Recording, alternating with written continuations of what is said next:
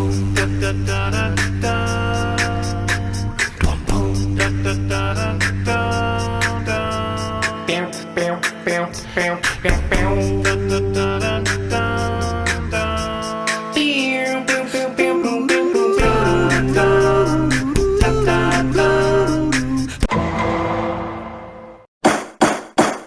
to Rap in Order, the interrogation of a hip-hop album, where we take some of the culture's most beloved hip-hop albums, put them on the stand, see if they stood the test of time.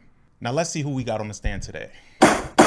Welcome to another episode of Rap in Order, ladies and gentlemen. I am First Class Regg. I'm Taurian B. Today we're getting into a very... there's not enough words to say about this this tape and this release right here. It was released in 2006. This young man was on fire.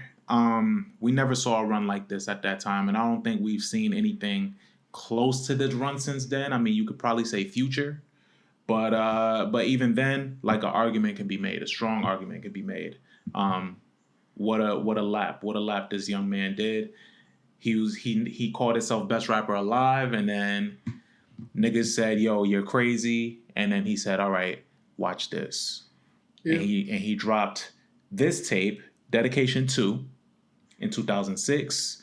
It was a sequel to the very hugely successful The Dedication that came out just a year prior. He once again linked up with DJ Drama, and of course, if you don't know what I'm talking about Lil Wayne. This tape put a lot in perspective for a lot of people. I think this tape was when people was like, all right, you got it. You got it. Everything you've been talking about is cool, you know, and you proving yourself correct. I mean, in the same year, just to give people perspective of how on fire he was. Like Father, Like Son dropped that same year. And you know, despite how people might feel about that tape, even though it has a lot of highlights, just put in perspective the fact that Dedication 2 came out and it was over 20 tracks. Like Father, Like Son came out and he was writing for himself and Baby for the whole album. So this dude was just burning himself out, but he was delivering on all fronts. What did you think of Dedication 2? I think that Dedication 2 is the greatest mixtape of all time, just to set the bar straight for what I am about to get into.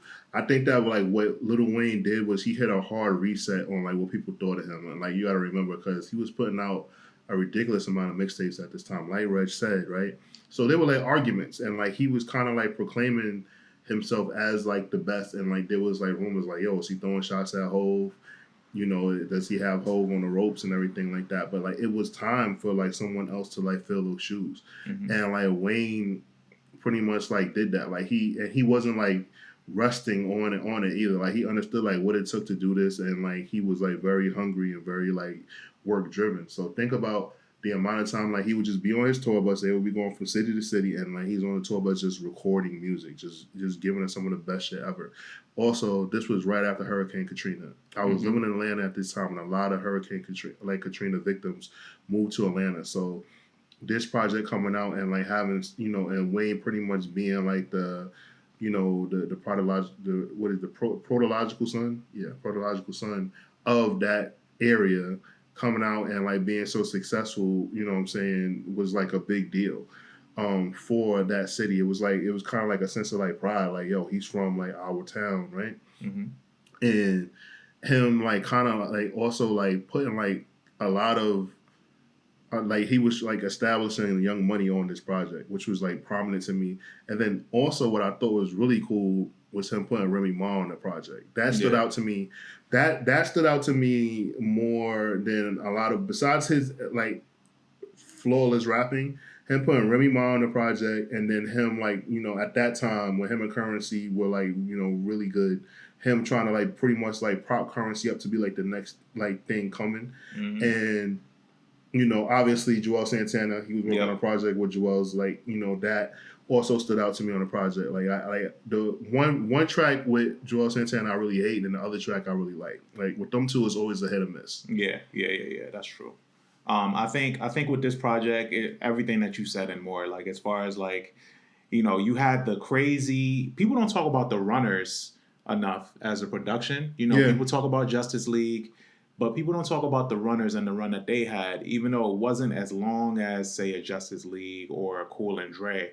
But it was really significant around this time, especially for artists that were in the South and and in Miami in particular and New Orleans. He had them on here. Anybody that was like really popping at that time, you have production from Swiss Beats on here too. Mm-hmm. It was really interesting, and I think him and Drama cultivated something that hasn't been duplicated, especially in this way. Obviously, we've had a bunch of different mixtapes come out, but not like this. It felt like this was around a time when mixtapes were like changing, right? Mm-hmm. Because mixtapes were starting to feel like full-length albums, mm-hmm. and we were getting them. I remember I was living in Atlanta at the time, so there was this shop that I would go to, and like it was pretty much the same thing as like Fat Beats in New York, where like you will go and you will be able to get the mixtape, and it was like the official mixtape, like directly from DJ Drama. So like the covers were like hard cardboard. They weren't like the paper like bootleg ones. Yeah. And I remember that was like my pride and joy to be able to buy authentic mixtapes. Mm-hmm. And all right, cool, like this is directly from like the DJ and the artist, like it's not bootleg. So because I really fucked with DJ Drama. I really enjoyed what he did, and he was giving us so much like quality bootleg shit. Right, yeah. Like, so I just thought that was also dope too, because like, DJ Drama is just as big a part of this mixtape as Lil Wayne is. Mm-hmm. And like DJ Drama hosting it and like his ad libs and everything like that. Because I remember when I was younger, I thought like, oh shit, Lil Wayne is recording this in the studio together. Like, no, Lil Wayne records these songs and he sends it over to DJ Drama like, here, this is what I have for you. And then Drama talks his shit. Yeah, he talks his shit. He A&Rs a project and puts everything together, mm-hmm. like, which is fucking amazing, right? Yeah.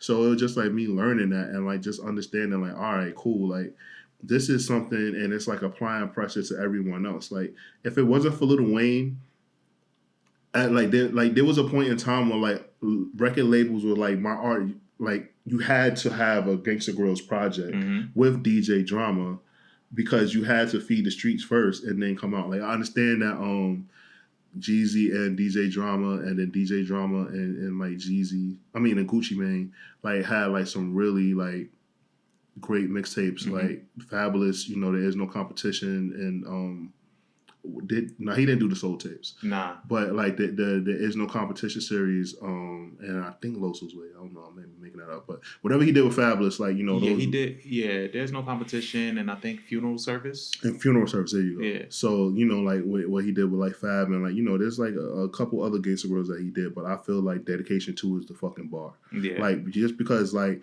all right, the way that it feels like an album, the lyricism, right? The timing, because it's right after Hurricane Katrina, and like the influence. Like there's so many artists that structure their projects, even their fucking albums, the way that this particular mixtape was structured. Mm-hmm. Like he rapped over different beats, but he actually had a lot of his own original beats on the project as well. Yeah. So like that was also a big thing. But the highlights back then when people was making mixtapes was because such a big part of mixtapes was the ego and the competitiveness of taking somebody's beat, because you had to either match what they did on the beat already or be better at them. And that's what Wayne did consistently around that time. Because like the first time that it raised eyebrows, I remember it being Show 'Em What You Got, when he took Hov's Show Me What You Got, mm-hmm. and he made Show Me What You Got freestyle, and people was like, whoa. Yep. That was in 2006. That was around the time that Kingdom Come, Hov's big re-arrival to music. And Wayne did it, and he's like, yeah, nigga, like this is what's been going on since you've been sitting down for 3 years. Like this is what I've been on. And there's been like reports that like Jay-Z like looked and asked motherfuckers like, do I still got it? And of course they said, yeah, Jay-Z, you still the man. But no, at that time, Wayne was the man. They should have told Jay the truth. Wayne is that nigga. So like, around this time, there just was nobody in his way. Like the lane was clear. Yeah. Like he was knocking niggas out. Yeah. Like, and not even on some battling. And that's another thing too. Wayne has never really had a full-on battle with a rapper. He's had beefs. Yeah, he's had beefs, but he's never had a battle with somebody. He never ever acknowledges Pusha T. Mm-hmm. Like this. Well, he did once. One time, Pusha T and anybody who love him. Yeah, but like he like the reason why, like, and I'm like, ladies and gentlemen, I think you should know by now, I am a super duper Pusha T fan, and I'm a super duper Jay-Z fan. But I always wonder if Lil Wayne put his energy into like rapping back, like what that would have looked like. Yeah. I don't know. He's never cared enough to do it. No, he's never cared enough, and that's the thing. And he's skilled enough. Oh, and he came at Gilly. I remember he came at Gilly. Called him Gilly the Squid. Yeah. That's what I'm saying. Like, he'll just give niggas like a little bar and like acknowledge them and then move along. But Wayne, this project works so much for Wayne when you think about it, because and these projects, even mixtapes in general, work so well for Wayne because that nigga just likes to rap. He don't care about song structure. He don't care about the chorus. He don't care about the features, really. He just wants to rap. You give him the beat. He don't care what the beat sounds like.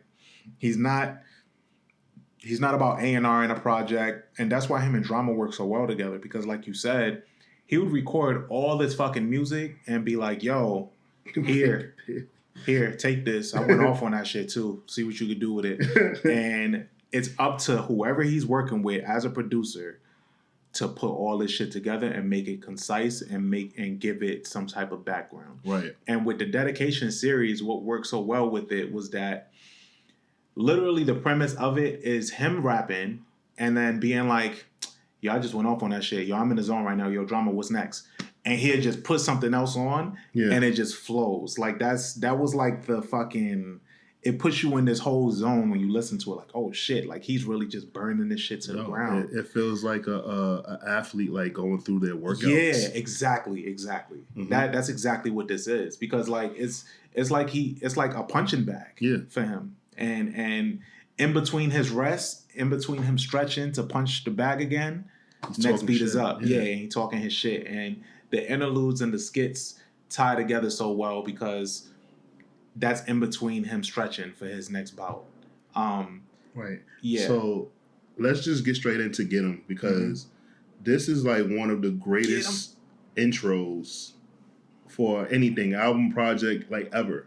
Mm-hmm. Like the way Wayne goes off on this shit. And like, I remember listening to this shit and like getting mad like when they stopped. I'm like, yo, come on, keep going. Yeah. Like it emotionally like had me tied to the song. Like, and how he just kept killing. I'm like, oh my God, like Wayne is fucking amazing. Yeah. And like it was like really like pulling off of like the anticipation of like of the song going. Mm-hmm. That's another thing that they did on this project that was great. They was able to stop in the middle of the song and be like, nah, y'all not ready for that. Yeah.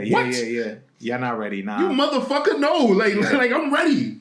Yeah. They'll give you like a minute of some change or some shit and just snatch it back. Mm-hmm. But yeah, and then Get 'Em into They Still Like Me, which was a really popular song at the time from them Franchise Boys. Yeah.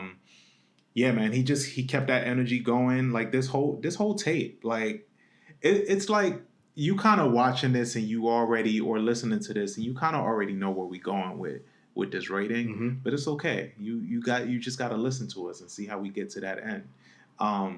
But he has if you had to pick though some things on this album mixtape rather that you don't really fuck with, what would you pick? What is the first song with Joel Santana? Concrete Jungle, I hated Concrete Jungle.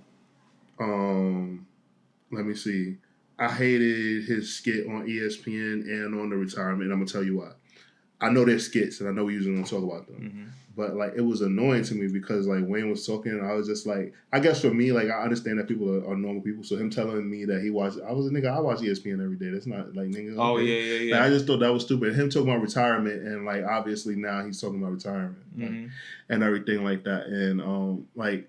I just wish I was like, damn, man, like, and especially revisiting it now. When I was younger, like, it was dope, but like now I'm like, I don't give a fuck about this. Yeah. But that, for the most part, yeah, like that song with Concrete Jungle, like, really, I really hate that song. Well, Welcome to the Jungle, but yeah, Welcome Concrete to the Jungle, whatever. Yeah, Welcome to the Jungle. I think it's the beat that I don't really care for. It sounds like a typical Joel's beat, though. Yeah, it do. Like, it just wasn't needed. And I think that Joel Santana is, like, ridiculously overrated. Yeah, he kind of is. But he has so much potential, I think. I think that's why people rate him the way that they do. Because they felt like they didn't get everything that he could have given. Mm-hmm. I felt that way too. But I mean, it is what it is. I think on this album or a tape, I keep saying album, but I would have to say, Georgia Bush was genius. Yeah. It was genius. I would have to say, Welcome to the Jungle.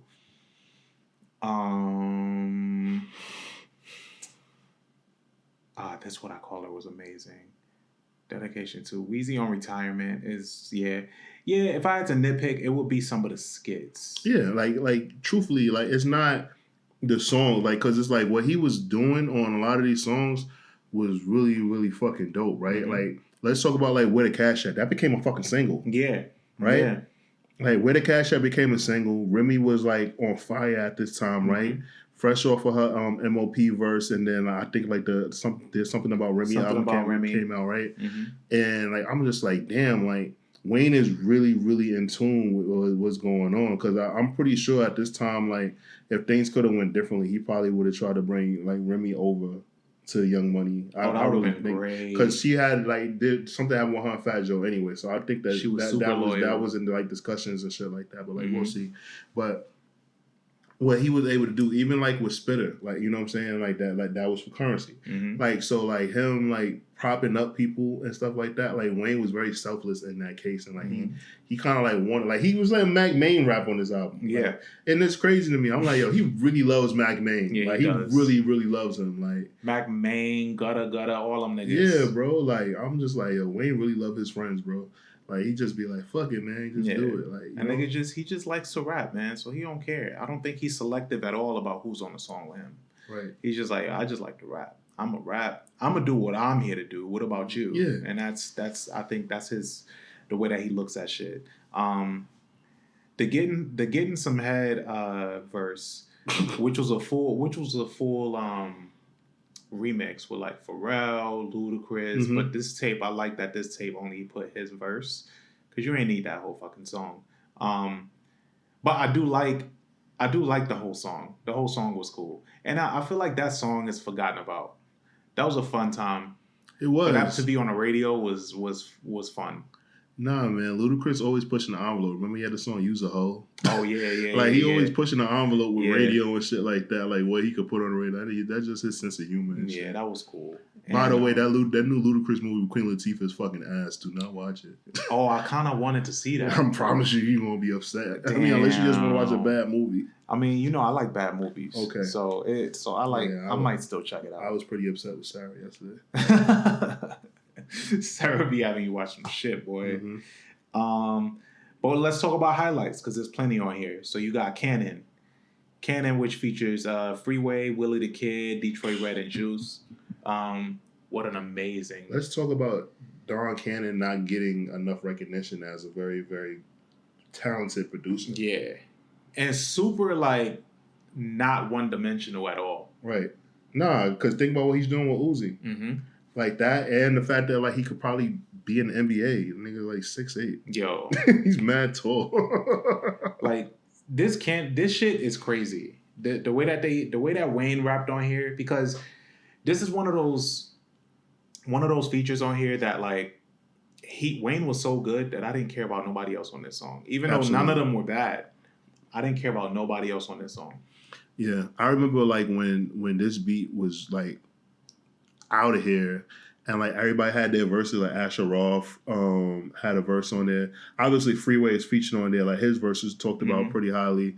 I'm trying to think who else had a verse on.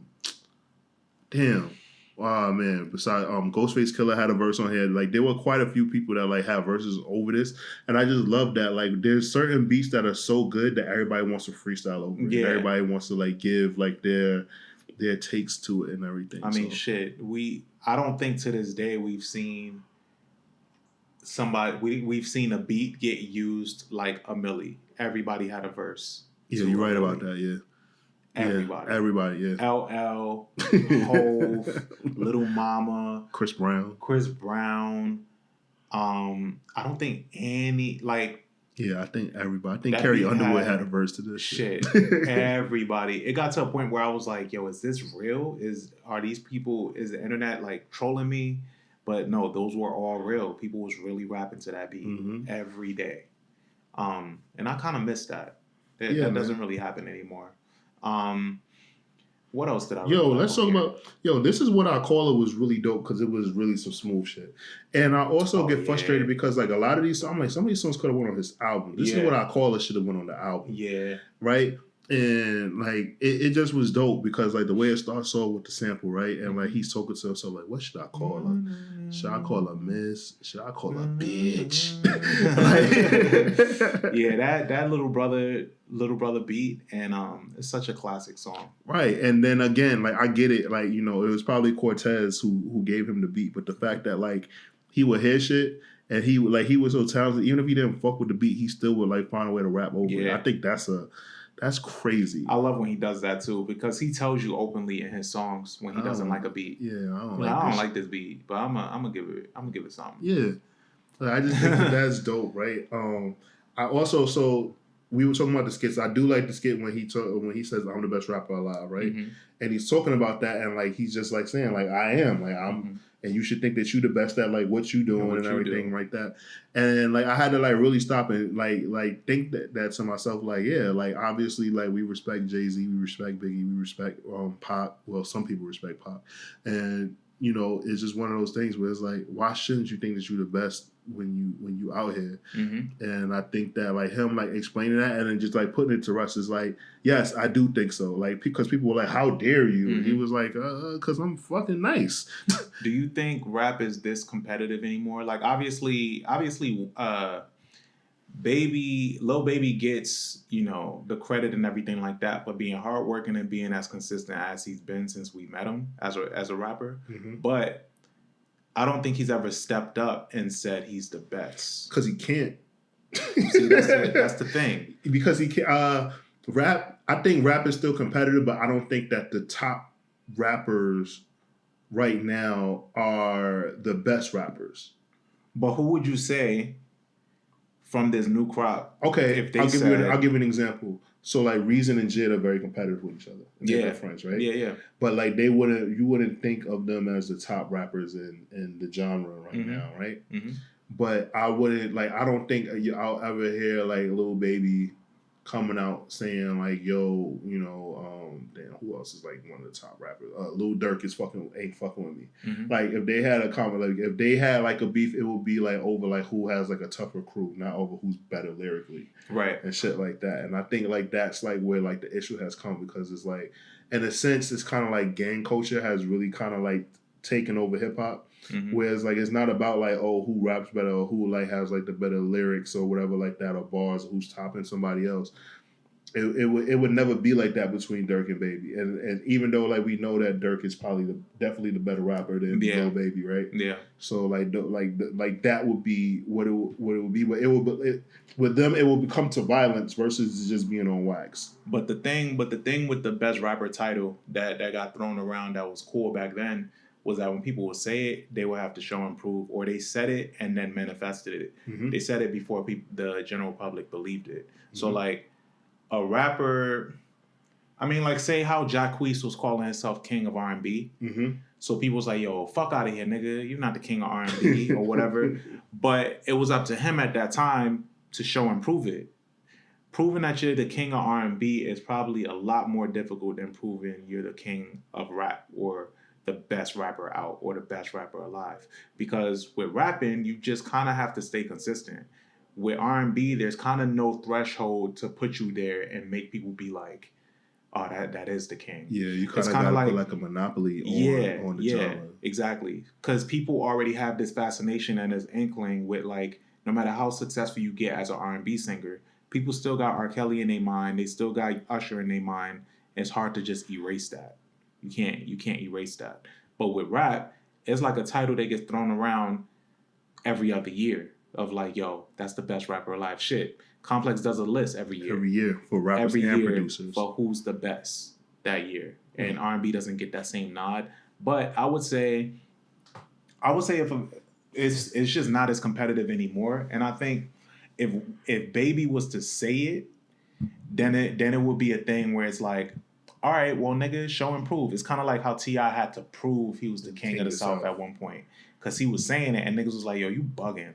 You ain't no fucking king of the South. And then he was coming out consistently. And then 2006, he was running the tight ship between him and Wayne because that was around the same era where he was on fire. You know, but he was saying he was a king of the South. I wish that would have happened. They had like two like little jabs because they were very friendly. Like their kids grew up together, so like they were like very good friends. But I think T.I. would have been about it, but Wayne would have just kept rapping and ignored him. Yeah. But T.I. was very much about the sport. Wayne would have just kept rapping like, all right, nigga, but whatever. But they would be on songs, and Wayne would do better than Tip.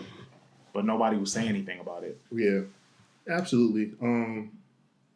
Yeah, man. I just think that like right now, like is Lil Baby and Lil Durk, and like I think I'm missing somebody, and I don't know why I'm having like a brain fart right now. But well, we mentioned NBA YoungBoy in the past.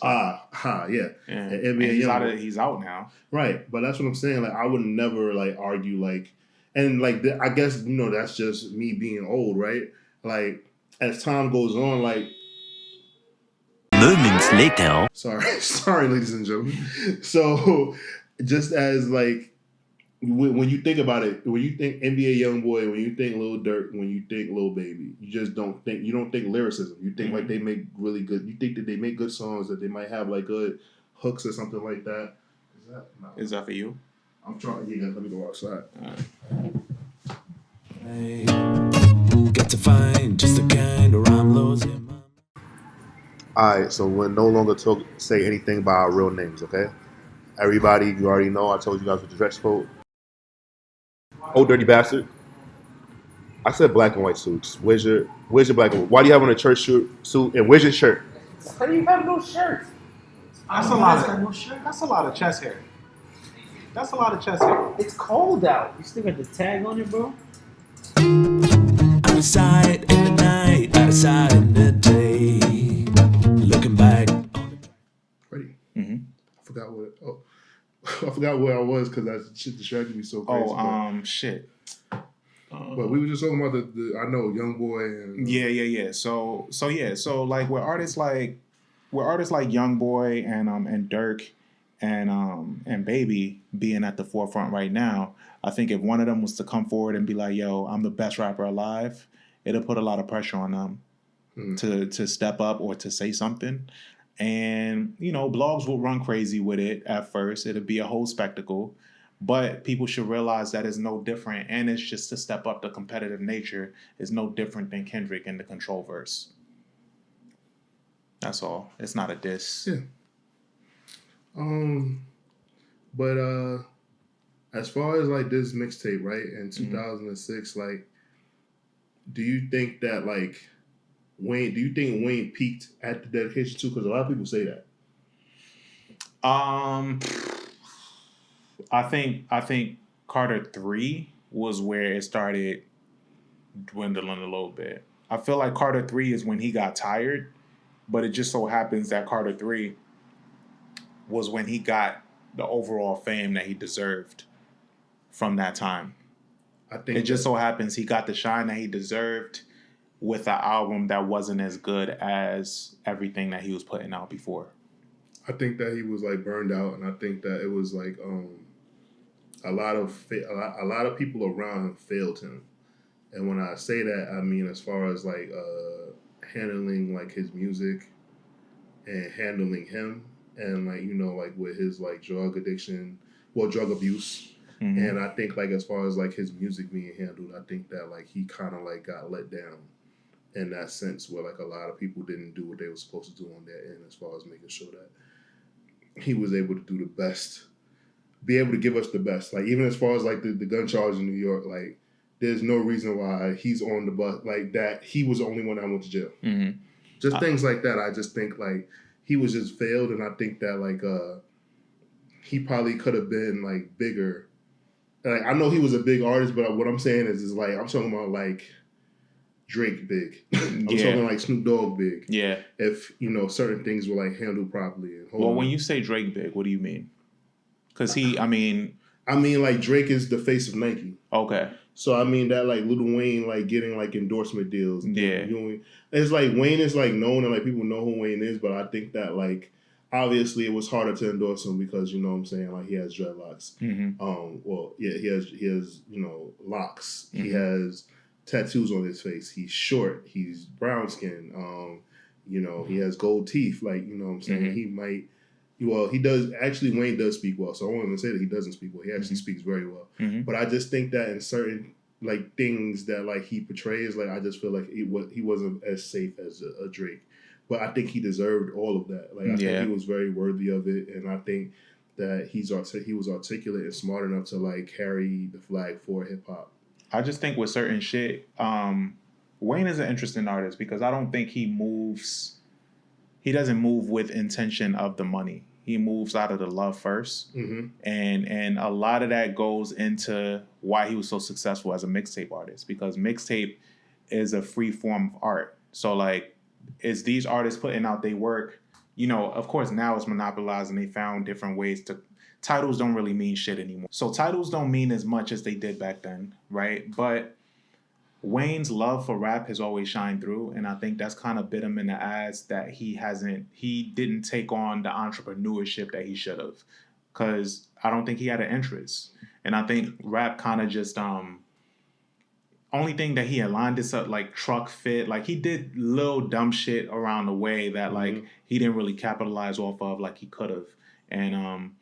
And people like Drake and Nicki, you know, Nicki aligned herself with different shit. Nicki did movie features. Like, they just did different things outside of just rap. And I think Wayne's pure love is 100% in rap. Yeah, that's all. That's true. Yeah. But I guess like for me, I just always like think about that. Like, yo, like when because it's just like in everything else, when you typically the best at something, like you kind of like get all the accolades. But I guess that's like an inkling. Like, are you familiar with the actor Daniel Day-Lewis? Wayne is like Daniel Day-Lewis. Like, you don't like. I'll be honest. I don't even know what the fuck Daniel Day-Lewis look like because he becomes all the characters that he portrays, right? So I think that Daniel Day-Lewis is one of those actors, like he strictly loves acting. He doesn't want you're not going to see him in a commercial promoting no brand. You're not going to see him on no billboards. I mean, shit, I don't even remember seeing him in press junkets for the films that he's doing.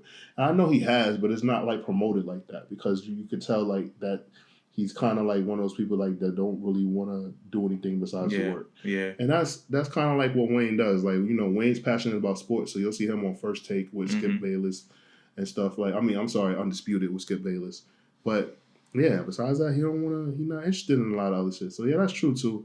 Like, Drake and Nicki, like they're interested in like expanding their brands and everything like that. They branched out. Drake wants to be the face of things. Yeah. I'm pretty sure he's losing a lot of money from having a face tattoo. Drake, yeah. And Wayne told him to never do that. Like, when he visited him in jail, he said, yo, don't get no tattoos. Like, I see you got one. Then that was like his first horrible tattoo. I think like it was the Aaliyah tattoo. Oh, he has a bunch of terrible tattoos now. Yeah. That's like a whole nother episode in itself. But as far as dedication goes, man, I think this is his last pure form of rapping that like before mixtapes turned into something completely different. I think he still misses this essence though. Like, I don't know when they'll come out with that mixtape documentary that they showed at Tribeca, but he got a chance to really talk about his love for mixtapes and how he sees the pure form of mixtapes being getting somebody else's beat. He defined it as not being original content. He defined it as being rapping on somebody else's beat, taking on the challenge of rapping better than them, bodying them on their own shit. That's what mixtapes was built off of. And he said that's the pure form that he loved. Now, where it's at today, I don't think he rocks with. And I think it's all about putting these mixtapes on streaming services. But the mixtape was built off the rebellion of not being so accessible, not being on streaming, not being easily findable. Like, you can get a mixtape. Okay, my guy. You get a mixtape now where it's all like labels are all under it, and it's just not built the same. And I think Wayne misses that. Even when he goes on his little rant in that documentary, you kind of see that. Yeah, it's kind of like when Prohibition was a thing and alcohol was outlawed, and like they had like speakeasies that were like these underground like places where people can go and enjoy music and socialize. And then when it ended after after Prohibition ended, a lot of people weren't happy because they were just like, oh shit, like now I gotta, like now it's not as fun because like there's certain drinks and certain stuff that just isn't necessary. A lot of people like lost money and lost business because now it's legalized or whatever like that. So it's not as exclusive, it's not as fun or whatever like that. So I just think for Wayne, like, with what a lot of music labels did, like they kind of helped kill it. And that's what happened, and that's why the whole raid happened to DJ Drama and Don Cannon and all that stuff. Yeah, and I think that just naturally happens when something gets popularized, a trend, whatever it is, and it's built organically. Money starts coming in, the big wigs start coming in, the ties, everybody that doesn't even have anything to do with the culture, they come in and they come gut that shit and get some money out of it. Yeah. And it ruins the art and cheapens the art. And I think that's where Wayne is at, where he's just like, well, fuck it. But this is art in its purest form. Dedication 2, I mean, it goes without saying, this is 5 waffles, right? Yeah. It's 5 out of 5 waffles. It's the greatest thing that DJ Drama and Lil Wayne have like ever done in the mixtape circuit. Period. Like, is no question for me. Like, there was so much anticipation for the second one. Like, what? There's going to be a second one? Like, the original dedication was, I was fine with that. Like, but like, there's going to be a second one and it's better. Yeah. Like, I think that's like even more impressive is that like they actually were able to top the first one. Yeah, that's very rare. And for artists like Wayne, there's not many artists that have multiple mixtape series. Yeah, nigga got Dedication, Sorry for the Wait, No Ceilings, like different series. And they're not alike in any way. They all have their own special thing about them. Like Wayne is very good at making his sequels better. Absolutely. Shit, even 500 Degrees ain't better than 400 Degrees. I'll take that back. But I mean, he didn't do 400 Degrees, so it's fine. But Carter 2 is better than Carter 1. Yeah. Yeah, man. One of the GOATs, a huge highlight in the culture. Dedication 2. What else can I say? 5 out of 5. I'm First Class Regg. I'm Taurian B. We out of here. Catch you next time. These are their stories. Dun dun.